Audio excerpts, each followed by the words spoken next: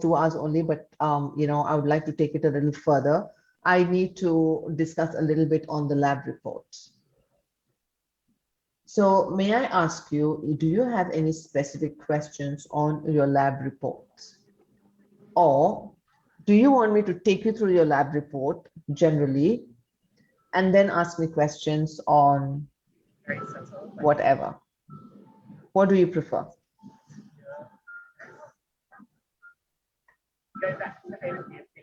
Oh, of course, the latter, Wayne. It's okay. Okay. Hansel, rather, sorry. So for your lab reports, please follow APA style. Although the document given to you says otherwise. One. Number two, your first page of lab report is the title of your research. When you're writing your lab report, you need to pretend that you did this experiment or lab research. So after your title page, you have your contents page, APA style, and then you have an abstract which starts on a new page. So what's an abstract?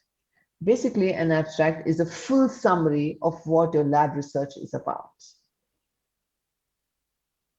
An abstract is a one paragraph summary, but within the paragraph, there are 3 parts to it. So the first part of the abstract talks about what is your research about? What are you trying to find out? And this is also where you write your research question and hypothesis as well. Please include your hypothesis 1, 2, 3, 4, the statements, along with the research question. The second part or the middle part of this long paragraph of abstract has your methodology. How did you go about collecting the information? What kind of statistics did you use to treat the data? All right. And then the last part of your abstract talks about what were the results and what was your interpretation and what's your conclusion. Now, Ashraf has a question.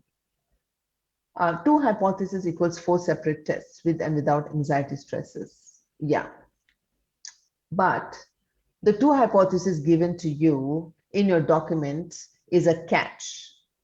Your document gives you 2 hypotheses, but none of your hypotheses kind of differentiates between high-skilled and low-skilled. But your data set has high skill and low skill included. So the whole idea, since we are not recording this, I can tell you this. The whole idea is to see whether the students realize that the data set has a low and high skilled athletes, 2 groups. So will they actually convert the 2 hypotheses into 4? Because you're looking at low skilled and you're also looking at high skilled. Now, Ashraf, if you are asking me about statistics, my dear, I suck at it. I'm so sorry. But I know the best way to go about it is to do t-tests, paired t-tests. Yeah. So I'll come to that bit in a little bit. So are we clear about our abstracts and why we require 4 hypotheses? Because we are looking at impact of pressure on performance in low-skilled athletes, impact of pressure on performance, for example, on high-skilled, then efficacy of pre-performance routine in managing pressure in low-skilled, efficacy of pre-performance routine in managing pressure in high-skills. Yes, the abstract word count is included in the total word count. So now that if you look at your lab report guidelines, correct, Hansel, what you will see there is they've given you a suggestion of how many words you want to include. So my suggestion is to, as much as possible, stick to that suggestion. If I remember correctly, for abstract, they're suggesting that you do not cross 200 words. All right. Chen Yin, the 2 hypotheses for low skilled and 2 for high skilled, you are correct. Kishore has a question. So 4 hypotheses comes under literature review or discussion, cause lit review comes before methodology, and we have to use method from document provided, abstract, and 4 hypo is clear since it's a summary of the entire thing, but the lit review has 2 or 4. Okay, calm down, Kishore, I'm getting there. But what you've written is correct because I'll be addressing that. So assuming abstract is clear. Now, because we already know, we were not supposed to know this. Now, the research question and hypothesis in a, if done in a very normal real research, you arrive at the hypothesis based on the fact that you arrive at a research question after review of literature, and then you draft a methodology, and then you do the lab and do. But in our case, it was the opposite. You were given a methodology, you were given a data set, and then you're asked to pretend that this is a lab report which you have done. So you better pretend. Now, how to stay true to this pretense? Your literature review will help you. So after abstract, on your new page, you start literature review. In your literature review, you need to pretend as if you took on a literature review to understand the negative impact of stress, anxiety, pressure, any of those on performance. And then you kind of reviewed at least, you need 5 research articles, 5 researchers that looked at the negative impact of stress, anxiety, arousal, whatever terminology you choose to call, on sports performance. All right. And then what? Then you came across literature that suggested that mental skills can help deal or cope with the negative impact of pressure, stress, anxiety, whatever you call that, on performance. And one particular mental skill interested you, which is pre-performance routines. And to be precise, the pre-performance routine that caught your attention or your eye or your interest was Singer's 5-step approach. You now need to review at least 5 research articles that have shown the positive impact of pre-performance routine on sports performance by helping them manage the negative impact of pressure, stress, and anxiety.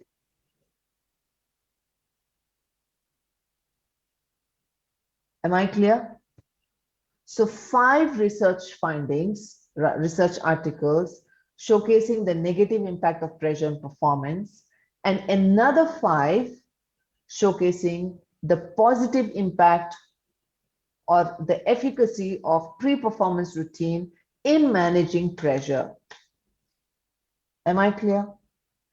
So basically, you need to have a sense of flow where you're talking about negative impact of pressure and performance, and then you go on to talk about the positive impact or the self-efficacy of pre-performance routine in managing this negative impact of pressure. And based on this review of literature of a minimum of 10 research articles, you deduced a research question which you wanted to test in lab. And your research question is already given to you. And to test the research question, you deduced or you came up with 4 hypotheses. And your review of literature must end with the 4 statements of the 4 hypotheses. If you miss that out, you will lose marks for it. Again, There is a number of words that is recommended. Please stick to it. Now, how do you do the review of literature? So basically, for every literature you review, you won't just talk about, let's say, Jan and Lionel and Kishore, did a study on and they found that pre-performance routine impact performance positively by taking care or by helping the athlete cope with the negative impact of pressure somewhere. No, that is just a one-liner. You also need to talk a little bit about the methodology. Who were the participants? What is the kind of analysis they did with the data? So basically, you are writing through your review of literature, you are kind of showcasing 10 mini abstracts.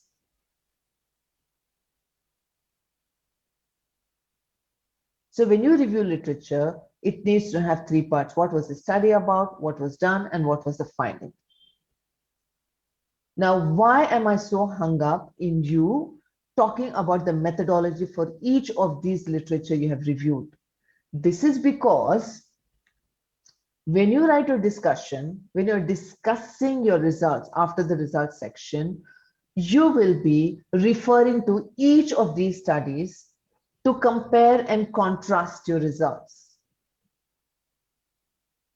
So you don't have to re-repeat everything you've written in a review of literature, but you will mention what study, the authors, and then it's understood, okay, you're referring to this. So you're gonna compare and contrast your results. Which of the studies are in agreement with the results and which are not? If your results match the previous studies, why? You need to talk about it in your discussion. If your results do not match the previous results, studies, whatever you've reviewed, then why? And when you're talking about the why, is then you're talking about the different factors that might have impacted the way you collected your data, for example. We've already discussed this in one of the class, so I won't repeat it. And I've sent you the recording. I know I sound horrendous, oh my God, but please listen to that because that was a good discussion. Am I clear? So, abstract, review of literature. Review of literature ends with a research question and a 4 hypotheses. Methodology, leave it blank, but put a heading methodology, leave that as a blank page. Come to the results section. Your results section must have SPSS output. There's some very key tables you need from your SPSS. And then you need to label each of these tables in APA format. If you don't know, YouTube will help you to do it. Google will help you to do it. It's easy peasy. And then you need to convert these tables into graphs on SPSS itself.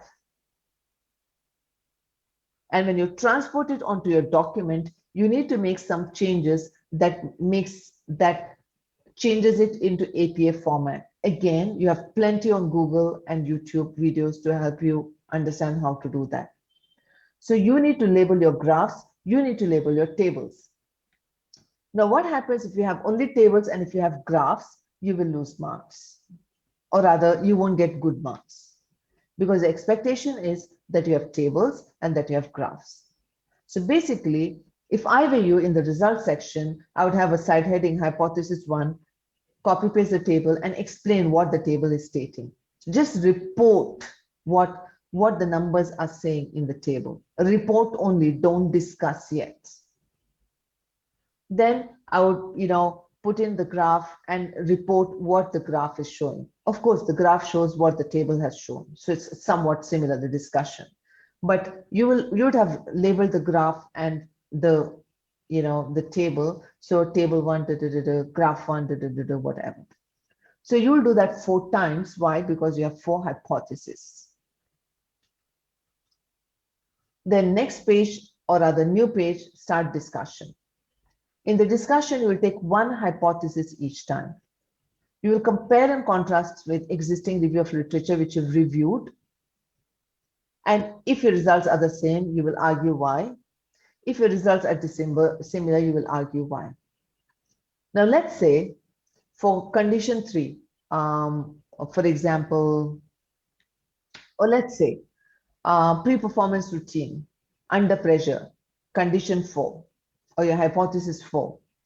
Your results say that pre-performance routine had no impact at all under pressure because the scores for condition 3, hypothesis 3 and hypothesis 4 are almost the same. And then you talk about how mental skills training takes from a few weeks to a few months to get internalized. And in the lab situation, the athletes were given a few minutes to understand the mental skills, master it, and use it, and hope for it to work. So when you're arguing that this is the reason why there's not much difference between a pre-performance routine under pressure and pre-performance routine under no pressure, which is 3 and 4, what you now need to do is to strengthen your argument. You need to find support from existing literature. You will not have this in a review of literature. So you need to go find any research article that has highlighted this. The fact that mental skills training takes time. Now, do you have to write about what that research was, who did it? No. So while you're writing the statement that this could be the issue, you just open bracket, close bracket, and just do the citation. And it becomes very clear that, this is the support with your argument. Because you're a student, you're supposed to be not very smart and know and be able to think. That's why each of your arguments is, or rather has a lot of strength when it has support from existing literature. I know what I'm saying is sad, but that is how it is. So you take one hypothesis each time, you do that, and in the end, you write about, okay, what are some limitations and what the future researchers should be changing to avoid these limitations of your study. That is where you end your discussion. Now for Ashraf's question, do we need to number references in the text? You number references in the text when you're doing Harvard referencing. So I need you to follow APA, American Psychological Association. Any question? I can give you 5 minutes. Sorry, just to double confirm, there's going to be 4 hypotheses, even in the literature review that needs to be discussed based on our research, thereby ignoring the methodology provided. No, the methodology provided does have 4 conditions to it. And those are our 4 hypotheses. But then just that the methodology given to you did not highlight the fact that skilled and unskilled were actually segregated while the data was being collected. Now, you don't have to be terribly sorry, Kishore. I would be as confused as you are. Hey, Sanjana, I just want to so in the last, lecture we had regarding this discussion, right? So my understanding is that there are 4 conditions, and then that is separate from 4 hypotheses. So my understanding was that you obviously include the 4 conditions in the literature review, but you're still discussing 2 hypotheses, which is basically you don't obviously account for the fact that there has not been a segregation between low and high skilled. But whereas when you started about the discussion, then you mentioned the 4 hypotheses and the 4 conditions for the different hypotheses. That's the catch, Kishore. Okay. That's the catch. They want to see whether the athletes can think deep and understand that discrepancy. Okay, so for the literature review, there's going to be 4 conditions. Yeah, thank you. I'm getting to that. Okay. And thanks for bringing this up because I would have completely overlooked this. Thank you for that. So in your literature review, when you're talking about a minimum of 5 research articles talking about the impact of a negative impact of pressure on performance, and the other 5, at least a minimum of 5 research articles talking about the efficacy of pre-performance routines in helping managing pressure, you need to find, or rather, I'm not supposed to say this, but you need to have figured research done on low skilled and high skilled, either separately or within that research. Are we clear? So basically, you could have a research that was done on like, low skilled athletes of whatever sport that is, or a research that took a look at low skilled and high skilled and did they see any differences in it? That's one thing. Number two, basketball being a team sport. As much as possible, if you glean to research that was done on team sport, amazing. And basketball being the sport of choice for your methodology, as much as possible, if you could glean on to research done on basketballers, nothing like it. Am I clear? Is that easy to do? No, but I would like you to see if you can push it. Now, one of the shortcuts, oh my God, this is very wrong, but it's okay. It helped me when I was a student. So one of the shortcuts would be to take the latest research talking about negative impact of anxiety, pressure on performance, and of course, the resourcefulness of pre-performance routine. So take the latest research article and the reference section of that. And obviously, the introduction and discussion sessions would have already discussed very key research works in that area. So you just need to find those on online library, glean onto those research articles and use information from them. So ENU Napier website has an online library. So basically you go there and look for EBSCO host. I shall type. So online databases.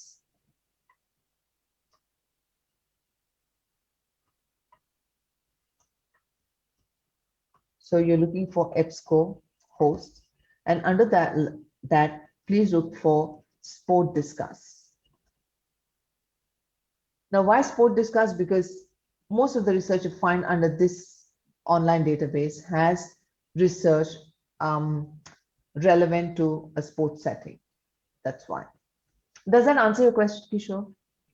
I think so, but let me just like sort of say that we're all on the same page. So the literature review has four conditions, which is basically no pressure, with pressure, no pressure with the performance routine, pressure with the No, no, no, no, pre-performance no, no, no, routine, no. and we are No, no, no, discussing no, no. this. Wait. Okay. The methodology has those conditions. The literature review did not have any condition. Okay. You Okay. set out to do a literature review. You're interested in understanding the negative impact of pressure on performance. While Okay. you did that, you also saw there was a difference in low skilled and high skilled. Right. Okay. Okay. And then you started wondering, okay, now what? And then you realized, you know what, mental skills can help alleviate this issue or, manage this concern.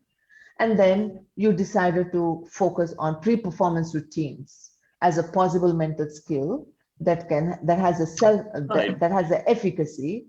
And then you saw that this works for both low skilled and high skilled, or perhaps does it not, but you want to show the positive. Now, to Right. find low skilled, high skilled is not easy. I know my previous batches have tried, but some have succeeded.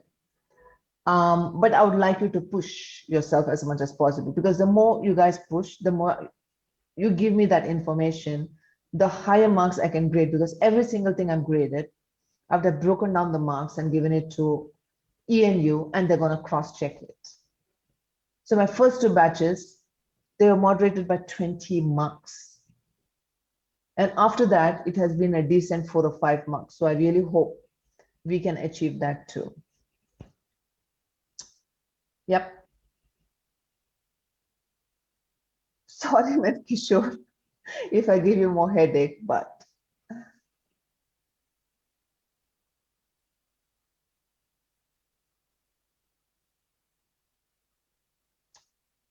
any other questions?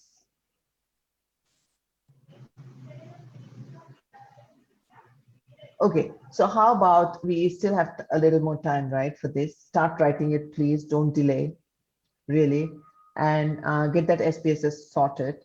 I'll take Mariam's help and perhaps churn out results for you. But when I churn out the SPSS results for you, I can manage to give you the tables, but I won't be able to do the graphs for you, because that has to be done on SPSS. So yeah, let me know how it goes. And if you have some more questions for next week, I will dedicate another half hour for lab report discussion next week, and you can ask me then. Cool. Sorry, ma'am, I have a question. Yes, Mr. Hansel. Yeah. Regarding anxiety and confidence levels, do they have to be included in the hypothesis? I leave it to you. Okay. Okay. If you think, bear in mind, if you include that, that needs to be discussed too, Yeah. Yeah. specifically. Yeah. Okay. So if there's like some kind of causality, then I'm sorry, I missed you. Wait, I'm gonna mute myself and you can speak. You can speak now. yeah. So if we find some kind of like causality, and we have research to prove it, then we can just put it in the hypothesis and test that also, right? You can, no harm in that, but know that there's only that many number of words you Yeah. have. And when you start writing, you will see there's so much to write, review of literature. And when you start discussing, you'll realize there's so much more. I have a suggestion. Again, it's a suggestion. It's for you to decide whether you want to take it up. How about talking about the possible impact of self-confidence on the results in your discussion, and perhaps quote a study, not explain it in a way where you're talking about, confounding factors that might have impacted the results.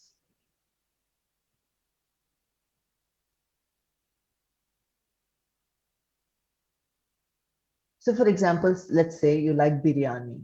Okay, you know what biryani is, Hansel?